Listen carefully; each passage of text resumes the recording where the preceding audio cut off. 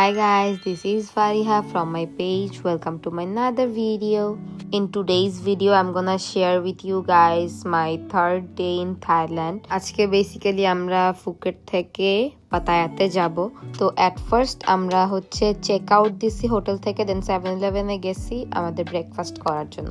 তো শহীদ একটা সেট মিল নিছে, আমি একটা নুডলস অ্যান্ড একটা আইসড কফি নিছি। দেন আমরা একটা গ্র্যাব বুক দেই অ্যান্ড ফুকেট বাস টার্মিনালের উদ্দেশ্যে রওনা দিই। আমাদের অলমোস্ট 20-30 মিনিটস লাগছে বাস টার্মিনালে পৌঁছাতে।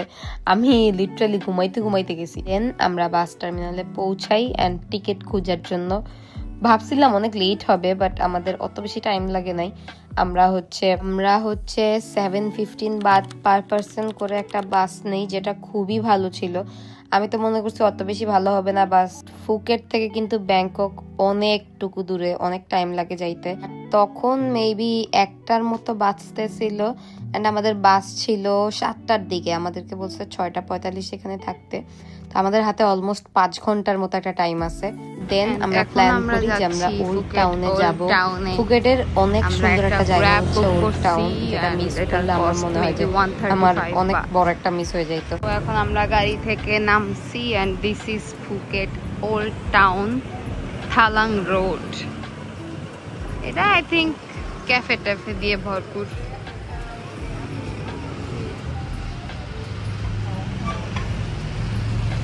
তো এখানে অনেক টাইপের অনেক ক্যাফে ছিল, অনেক ছোট ছোট শপ ছিল, অনেক ড্রেসেস সেল করতেছিল। আমার কাছে জায়গাটা খুবই ভালো লাগছে অ্যান্ড অনেক কালারফুল এই জায়গাটা। দেন আমরা ঘুরতে ঘুরতে এই শপটাতে আসছি। আমার কাছে না এটা খুবই ভালো লাগছে, একদম সানফ্লাওয়ার থিমে সাজানো ছিল, আমার খুবই ভালো লাগছে। এখানকার ড্রেসগুলো খুব কিউট ছিল। And sorry guys for my voice, আমার খুবই ঠান্ডা লেগে আছে, তাও আমি ভয়েস ওভার দিচ্ছি। এই রোডটার পাশের রোডে আমরা হাঁটতে হাঁটতে গেছি অ্যান্ড এখানে একটা টেম্পল ছিল। আমাদের খুব ইচ্ছা ছিল এটার ভিতর ঢুকার, বাট অফ ছিল ওই টাইমটাতে। অ্যান্ড দেন অ্যাজ অনেক গরম ছিল ওই দিন, আমরা অনেকক্ষণ হাঁটছি। আমরা চলে গেছি পেপসি খাইতে, কিন্তু পেপসি কিনতে যায় ও গেটোরেড নিয়ে বের হয়ে গেছে। তারপর আমরা আবার হাঁটা স্টার্ট করছি। এখানে একটা স্টারবাক ছিল, আমি কেন যাই নাই। তো ওই জায়গার পাশেই এরকম একটা জুসের স্টল ছিল। আমরা ওইখানে যে একটা ওয়াটারমেলন স্মুদি নিছি। আমার কাছে ওয়াটারমেলন অতটা পছন্দ না, বাট ওইখানে আমার বানানোর প্রসিজিয়ার দেখে খুব ভালো লাগছে and test was really good. এই গরমের মধ্যে ঠান্ডা ঠান্ডা খাইতে খুবই ভালো লাগছে। অ্যান্ড এর পাশে একটা জুয়েলারি স্টল ছিল। কেমন?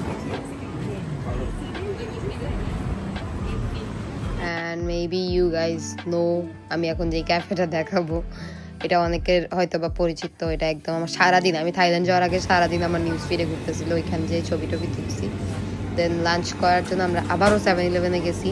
এখানে এসে কয়েকটা সেট মেনু দেখছি, কিন্তু মানে আমি না প্রত্যেকবার 7-Eleven-এ যে আরো সেট মেনু দেখি যে না ওই মিলগুলো আমার কাছে ভালো লাগে কিনা, বাট এই শেষে আমাদের এইটাই নেওয়া হয়।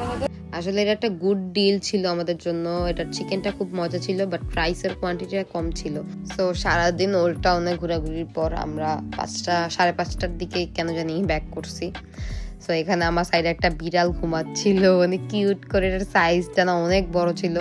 ও আচ্ছা, ও ঘুমাচ্ছে না, অনেক কিউট ছিল, আমার পাশে শুয়েছিল। দেন আমাদের বাস চলে আসছে। আমার না বাসটা দেখে কেন জানি মানে মেজাজটা খারাপ হয়ে গেছে। আমি মনে করছি একদম ভালো লাগবে না হ্যান ত্যান, কিন্তু বাসে উঠে আমার একদম ধারণা চেঞ্জ হয়ে গেছে। সিট অনেক ভালো ছিল অ্যান্ড আমরা এখানে একটু ছোটখাটো একটা মিল পাইছি। একটা পানির বটল ছিল, একটা কেক। এই কেকটা আমি যে কত খুঁজছি, এই কেকটা খুবই মজা ছিল। আর একটা ক্যারেট জুস ছিল, যেটা আমার একটু ভালো লাগে নাই। সো আমাদের এখন সারা রাত লাগবে ব্যাংকক পৌঁছাতে, অলমোস্ট 9 to 10 hours। সো আজকে ভিডিওটা ছিল এই পর্যন্ত। ইনশাল্লাহ নেক্সট ভিডিওতে আমি পাতায়ার কিছু সুন্দর সুন্দর জায়গা এক্সপ্লোর করব। Thanks a lot for watching my video. ইনশাল্লাহ নেক্সট ভিডিও সুন আসবে।